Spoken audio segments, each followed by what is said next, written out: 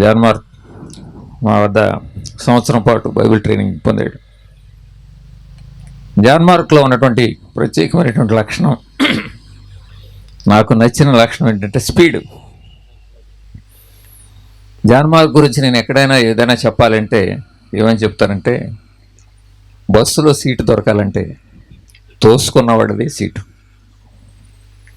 నేను నెమ్మదిగా ఎక్కుతాను, రూల్స్ పాటిస్తాను, నుంచున్నవాడికి బస్సులో నిలబడి వెళ్ళాలి.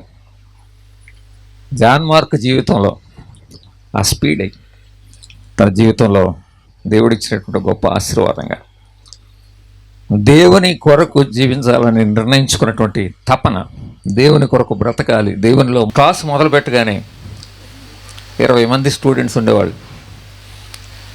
మీలో ప్రేరేపించబడిన వాళ్ళు పాట పాడండి అనేవాడు. అన్న నిమిషంలోగా పాట పాడేసేవాడు. మళ్ళీ రెండో రోజు మీలో ప్రేరేపించబడిన వాళ్ళు పాట పాడండి అని మళ్ళీ ఆయన పాడేసేవాడు. మిగిలినటువంటి వాళ్ళు అందరూ కుడిపోయేవాళ్ళు. ఒకరోజు నన్ను అడిగారు, ఆయన లేనప్పుడు, అయ్యారు రోజు జాన్ మార్క్ పాడటం ఏంటండి అనగా, క్లాస్కు రాకముందే జాన్ మార్క్ ఏం చేస్తాడంటే ఏ పాట పాడాలో రెడీ చేసుకొని వచ్చిలో పట్టుకొని కూర్చుంటున్నాడు.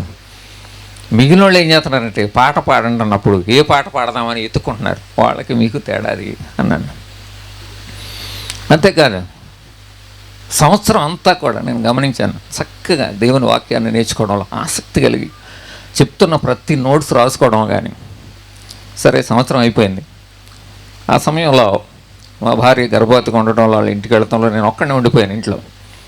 అప్పుడు అక్కడ ఉన్న విద్యార్థుల్ని అడిగాను, ఇక్కడ నుంచి వచ్చిన నలుగురిని కూడా, అరే బాబు, ఒక 4 నెలలు నాతో పాటు ఎవరైనా తోడుగా ఉండాలరా, ఎవరైనా ఉంటారా అని అడిగాను.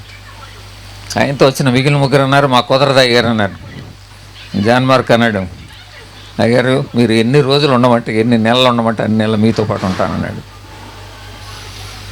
ఎందుకు చెప్తున్నానంటే, ఆ 4 నెలల్లో జాన్ మార్క్ నాతో వ్యక్తిగతంగా అనుసంధానం అయిపోయి నా జీవితాన్ని స్టడీ చేయడం మొదలుపెట్టాడు. నేను ఎలాగ సేవలోకి వచ్చాను, ఎలాగ అభివృద్ధి పొందుతున్నాం, ఎలాగ పరిచయం చేస్తున్నాం. జాన్ మార్క్ ఉన్నటువంటి ముఖ్యమైన లక్ష్యం ఏంటంటే, ఎక్కడ అవకాశాలు ఉంటే వాటిని ఉపయోగించుకుంటాడు. ఇది కూడా అందరం మనం నేర్చుకోవాల్సిన సత్యాలు. ఒక నెల అవగానే నాతో అన్నాడు, అయ్యారు కీబోర్డ్ నేర్చుకోవాలనుకుంటున్నానండి, ఇక్కడ మీకు ఎవరైనా తెలుసుంటే కొంచెం ఏర్పాటు చేయండి అన్నాడు. నాకు ఒక మంచి స్నేహితుడు ఉన్నాడు, అతను రప్పించాను. వెంటనే అక్కడ కీబోర్డ్ నేర్చుకోవడం మొదలుపెట్టాడు. సంఘంలో మా సంఘంలో 4 నెలలు ఉన్నటువంటి టైంలో పాటలు పాడడంలో అందరికి సహకారిగా ఒక ముఖ్యమైన వ్యక్తిలాగా మారిపోయాడు. కొద్ది నెలల్లోనే ఒక చిన్న కుర్రోళ్ళలాగా, ఒక అమాయకుడిలాగా వచ్చి ప్రవేశించినాడు. సంవత్సరం 4 నెలలు అవగానే ఒక మార్గంలోనికి, దేవుని పరిచర్య కొరకున్నటువంటి ఒక ఆశలోకి జాన్ మార్క్ వెళ్ళగలిగాడు. అంటే గొప్ప చెప్పాలని నేను చెప్పేది, మన అందరిలో కూడా తపన, ఆశ, దేవుని కొరకు బ్రతకాలనేటువంటి నిర్ణయం, సమర్పణ ఎప్పుడైతే ఉంటుందో దేవుడు నిలబెట్టుకుంటాడు. ఆ 4 నెలలు అయిపోయినాయి, ఇంటికి వెళ్ళిపోయాడు. ఆ కీబోర్డ్ ఆశ ఇంకా సావలేదు. కొంచెం నేర్చుకున్నాడు కదా. ఇంటికి వెళ్ళిన వెంటనే ఒక నెల అయిన తర్వాత నాకు ఫోన్ చేశాడు, అయ్యారండి నాకు సహాయం చేయండి అన్నాడు. ఏంటన్నాను, స్టీవెన్ అన్నయ్య గారి శిష్యుడు జీవన్ అన్న మాకు దగ్గరలో ఒక ఊరిలో ఉన్నాడండి, మీరు నాకు కొంచెం రికమెండేషన్ చేయాలండి, అన్నతో మాట్లాడి నాకు కొంచెం నేర్పించమని చెప్పండి అన్నాడు.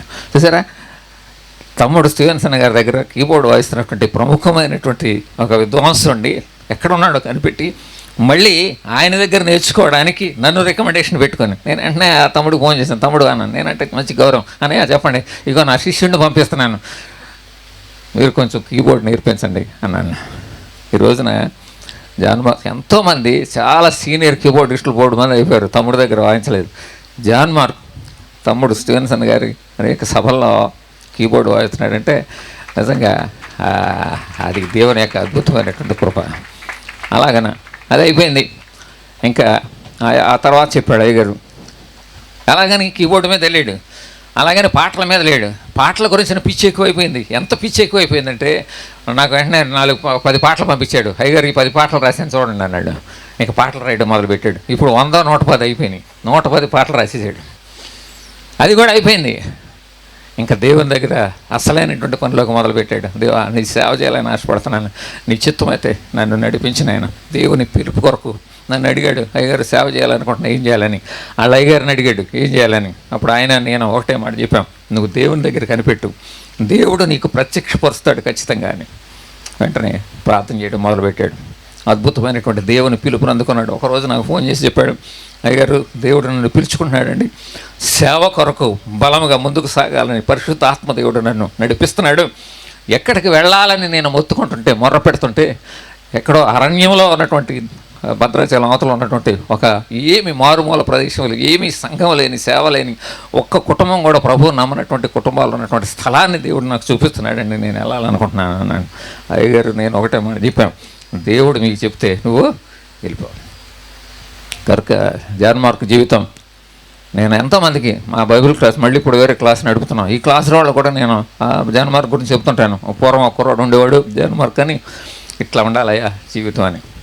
ఈ జాన్ మార్క్ జీవితం ఎలాగైతే ఇప్పుడు వరకు స్పీడ్ బ్రేకర్ లేకుండా సాగుతుంది. అమ్మాయి బ్యూలా స్పీడ్ బ్రేకర్గా అంటే అప్పుడప్పుడు కొంచెం ఇదే స్పీడ్, మరీ స్పీడ్ ఎక్కువైపోతే ప్రమాదం. అందుకని దేవుడు ఒక చక్కని బ్యూలాని దేవుడు, ఒక మంచి ఆశ కలిగి విశ్వాసం కలిగినటువంటి దేవుడి బిడ్డను దేవుడు అనుగ్రహించాడు.